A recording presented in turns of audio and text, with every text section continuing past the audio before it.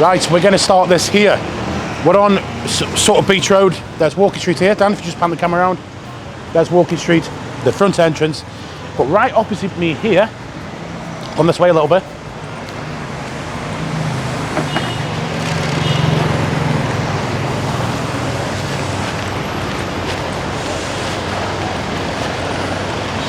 is the famous Bamboo Bar. Somebody on Sunday's show left a comment saying, because I think we spoke about bamboo, we did, and somebody left a comment saying it's going to be reopening on the 23rd of September this year. There it is, there's the sign, guys. 23rd of September, Bamboo Bar is reopening. So I just thought I'd start with that bit of news. What we're going to do now is we're going to go up to the dark side because we've been invited to film a distillery. It's a new distillery, it's not open yet. They haven't got the full licenses, but by the end of this year they are. And it's what it is, it's white rum apparently. But we'll go up there now. Before we go up there though, what I want to do, yesterday we did our other Krapau Mu, the fourth one at Foodland. Here it is now. Right guys, you can see a little bit of fog on that lens there. Right now for our fourth Krapau Mu, we've come to a place here on Pattaya Klang. A lot of you'll know this, called Foodland. Now as Dan the cameraman said to me, this is where expats who've been living here 20 years plus come for their Krapau Mu. Foodland here on Pattaya Klang. Let's go inside.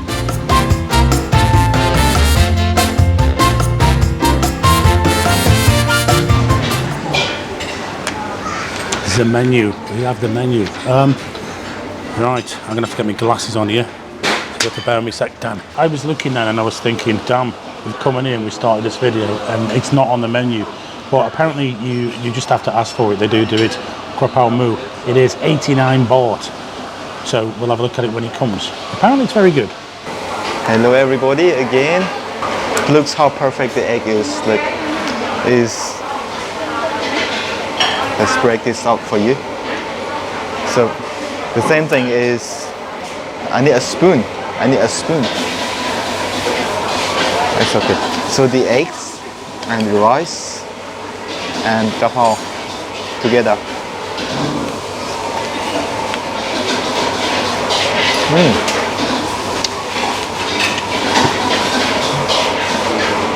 Different. Good? Good.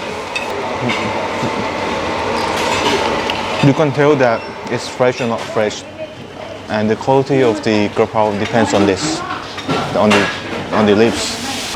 I've gone for something different. I've gone for a salmon, steak salmon. See how that is. Maybe it's not that farm stuff.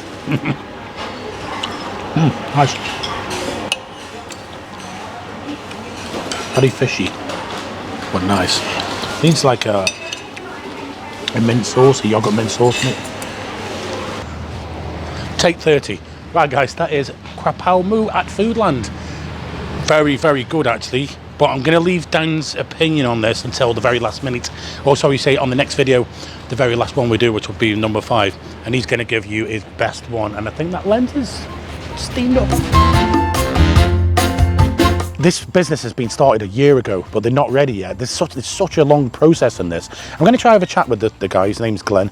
And what it is, it's a distillery. He's built a distillery here for rum up on the dark side. It's going to be a white rum.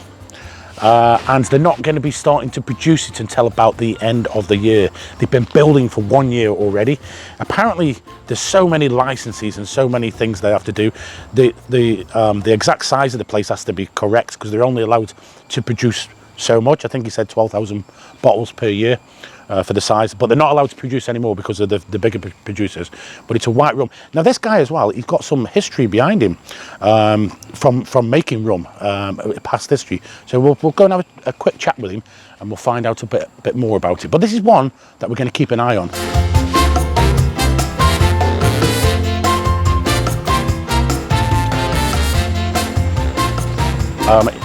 At the very back end, he's got his house here, and then on the front, they built this distillery here.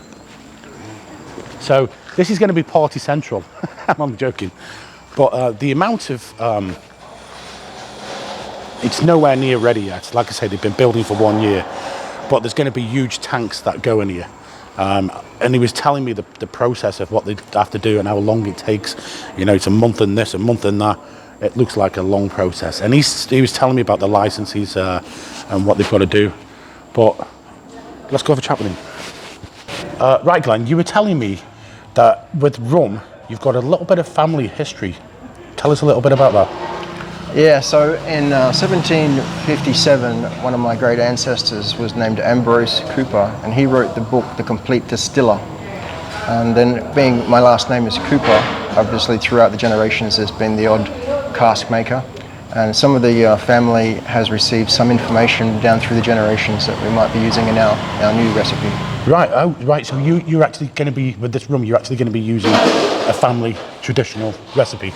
It's components of that. It's a nod to the old people. Right. I mean, we've got to move with the times and have a modern recipe, but we have incorporated a couple of little tricks that you don't normally find in the modern hand manuals. So Jolly Jacks is the name of the rum. And just two parts to that name. The family history, there's a lot of Jacks, Jimmies and James throughout our family. My boy now, his name's Jesse James, for example. But the Jolly part is a nod to the pirate history and the Marine and the Navy of back in the day when rum was travelling around the world with the merchant fleets and the Navy fleets. Yeah, yeah. So when you look at the two names together, Jolly Jacks, and of course we live in Pattaya, and there's a few Jack the Lads getting about. Yeah. So that sounds interesting. When will the first batch be produced? The first batch will be produced hopefully by the end of this year. We've got permission from the Excise Department to install the equipment and commission it. The still makers coming down October, November to do the installation and the commissioning, and then we'll run a few trial batches. We've got to get those batches then certified by the lab under the excise permission system. Wow. And finally, when all that's said and done, I think it'll be well into January before we can... Before you do the first batch. It is a long process to set this up. When we looked at it 7 years ago, we studied the law and the situation and the politics and we didn't do it. We backed off and we held off and we saw what was happening to other people that were doing this like we wanted to do it, and they weren't getting a great run of it. Yeah. Time goes forward, we're watching the politics change, and now we think it's a good time. It's taken us 1 year to get to here today. Yeah. By studying the current updates of the law and making connections to professors and people of influence in the community, in this distillation community, other distillers, people from the regulatory framework, from the government, from the local government, from the Torumbi area, and also in Bangkok. There's different layers of regulation you've got to get through.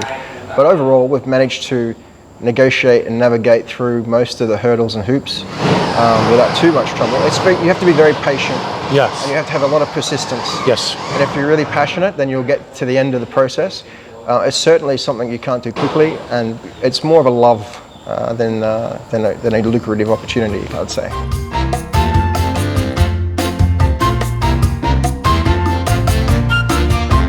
Yes, right opposite there is an Indian restaurant I vlogged 2 to 3 months ago called King's.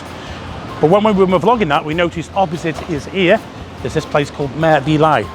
And it is a Thai late night sort of restaurant place. A lot of you remember it. Right next to the Mango Lady that is sitting there, right by Soy 16. This is Pattaya Klang. And we just noticed it when we were on the way to the distillery that it is now reopened. Right now, guys, very interesting about the distillery. We'll keep an eye on that over the coming months. Perhaps we'll do something together as well in the bars. We'll wait for that, about January. Now listen, Sunday, don't forget the live stream show on Sunday, which is going very well. If you're in town, you want to come down, you can do. We've got it, I think in the next week or so, we're going to get some TVs fitted around the bar so you can hear what's going on. It's a very, and a couple of people are moaning, oh, we can't hear what's going on. The problem is, there's always a split-second delay even. It creates a repeat, and it's very difficult to listen to yourself and to talk when you've got something like that going on. So we're going to try and sort this out to get it in real time, so it's bang on together. Anyway, guys, thank you very much for watching this one, and we'll catch you on the next one.